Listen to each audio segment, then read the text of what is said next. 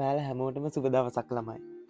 ඔන්න අද මම ඔයාලව අරන් යන්නේ මගේ ජීවිතයේ අමතක නොවන චාරිකාවක තවත් එක සුවිශේෂ නැවතුමකට.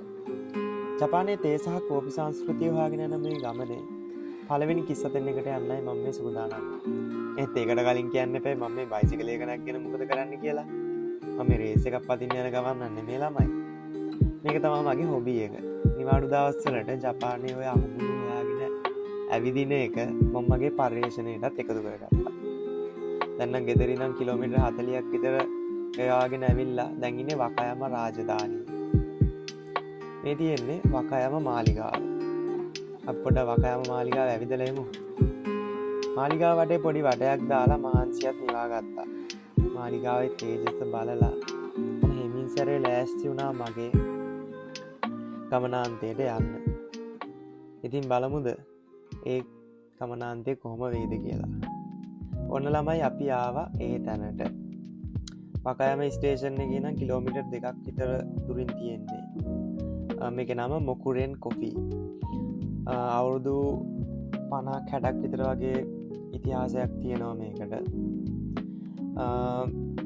ඉතින් මාස්ටර්ම ඇවිල්ලි වෙලා මට දොරත් අරගෙන ඇතුළට යන්න.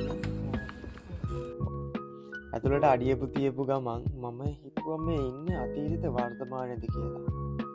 පරණ ඇන්ටික් බඩු වලින් පිරීලා තියෙන මේ තැන කාලය නතර වෙලා වගේ දැනෙනවා ළමයි.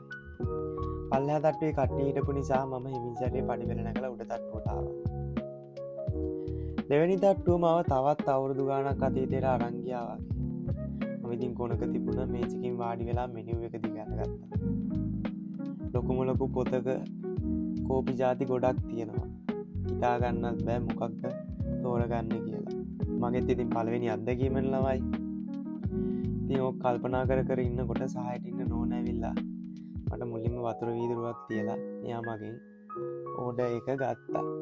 මමත් ඉතින් කල්පනා කරලා මේ දවස්වල තියෙන ස්පෙෂල් කෝපි එකක් ගන්න රිහාකු කියන කෝපි එක තමයි මම ඕඩර් කරේ. ඔර්ඩර් කළ විනාඩි කිහිපයක් යනකොට ඉතින් මාස්ටර්ගේ අතින්ම හදපු අසම රස කෝපි එකක් ආවා. ඒකේ සුවඳින් ඇත්තම කිව්වොත් මම සුවඳින් මුලින්ම පිස්සු වැටුණා. ඒ තරම් ඒ කෝපි එක සුවඳයි. ඒ කෝපි එක කෝපි ග්‍රෑම් 50ක් විතර පාවිච්චි කරලා හැදන්නේ. ඇත්තට මේක මාර සුවඳයි. ඉතින් මම අතපය පිරිසිදු කරගෙන මගේ පළමු අත්දැකීම ගන්න තමයි සූදානම් වෙන්නේ. බලමු කොහොමද කියලා.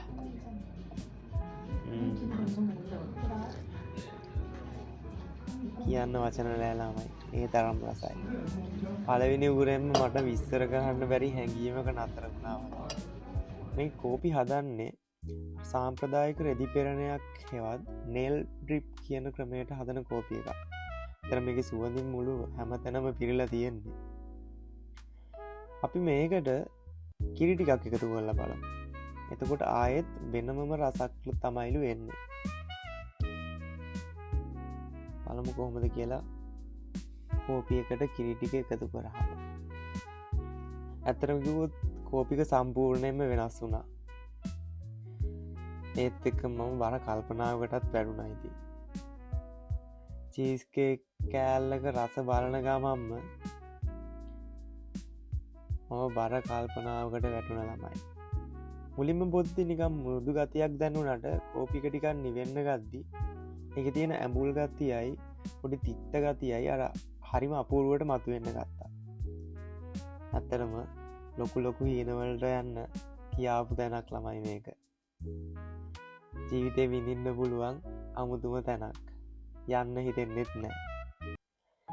ඉතින් ඒත් අපිට යන්න වෙනවනේ. ඇන්ටික් කණ්ණාඩියේ මූණත් පොඩ්ඩක් බලලා මම එමින් සැරේ පල්ලෙහාට යන්න පටන් ගත්තා. මේ බලන්න උඩින් ඉඳන් පල්ලෙහා පේන විදිය හරිම ලස්සනයි. නිකන් කෞතුකාගාරයක අතරමං වුණා වගේ හැඟීමක් තමයි දැනෙන්නේ. පල්ලෙහාට එද්දි මම දැක්කා ළමයි අවුරුදු ගාණක් පරණ මැටි බිත්ති සහ මේකට අවුරුදු 100ක් විතර පරණ අර කෝපි කුඩු කරන මැෂින් එකක්. ඕක තමයි ඉතින් මේ ආවේනික වුණ පරණ කෝපි කරන මැෂින් අර මේ වලින් පිච්ච ඇන්ටික් කෞතුකාගාරයක්. ඉතින් මම බිල් එක ගාන කැෂියර් එක ගාවට කියලා ආවේ මාස්ටර් එක්ක පොඩි කතා බහ කර වැටුණා.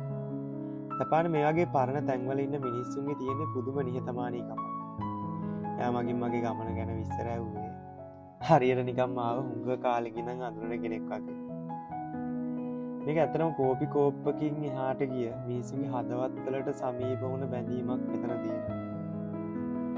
බිල් එක ගෙවලා ඉතින් මම හිමින් සැරේ මේ නිහඬ ලෝකෙන් එළියට ආවා. තමගොත් ජපානයේ පාරවලුත් හරිම නිස්කලංකයි.